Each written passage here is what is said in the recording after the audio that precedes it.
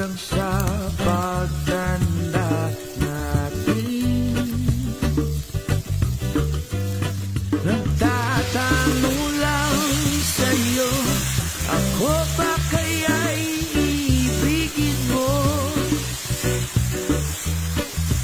Kahit maputi na ang buhok mo.